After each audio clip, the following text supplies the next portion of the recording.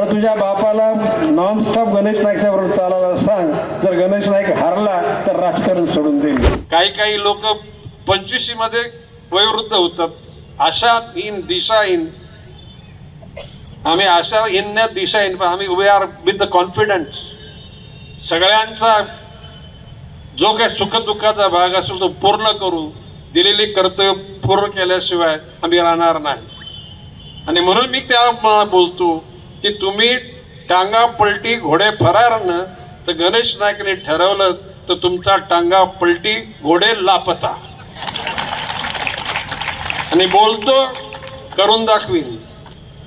माझ्या नांदाला नाही लागायचं की आता माझं सगळं संपलेलं आहे. माझ्या एवढ्या आयुष्यामध्ये सुखी राजकारणी एकटा गणेश नाईक आहे. No tension. तुम्हाला मी टेन्शन मध्ये कधी दिसलो कधी?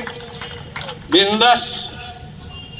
मला रात्री 3 गोळ्या खायला लागत नाहीत. मी एकदा झोपलो 5 मिनिटांमध्ये झोपतो. यांना 3 गोळ्या घ्यायला लागतात. कधी कधी चक्कर येते. वय झालं म्हणून काय, जर का चक्कर येते म्हणजे अनफिट माणूस झाला. मी कुठे काय चिडल्या बिडल्यानंतर मुरबाडच्या शेतावर जात नाही. हे लगेच दरे गावाला जातात. काही कोण झालं आता फक्त आमच्या भाजपच्या वरिष्ठ नेत्यांनी याला आता कशासाठी केलं मला माहित नाही, परंतु जोपर्यंत वरिष्ठांनी भाजप शिस्तीचा पक्ष आहे.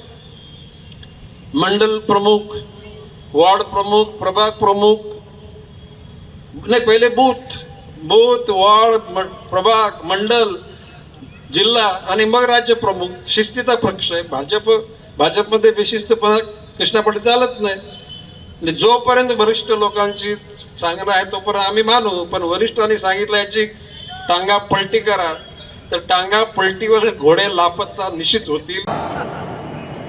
त्या उपमुख्यमंत्र्याला माझं म्हणणं आहे की तू गणेश नाईकला हलक्यात घेतलास. तुझा पोरगा बोलतो वय झालंय. अरे गणेश नाईक काल दिघ्यामध्ये 12 किलोमीटर चालला नॉनस्टॉप. 3 दिवसापूर्वी कोपर केलेला 10.5 किलोमीटर चालला.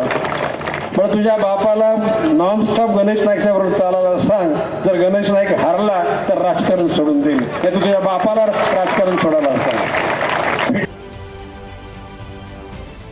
महाराष्ट्रातील सर्व बातम्यांचे विश्वासार्ह व्यासपीठ.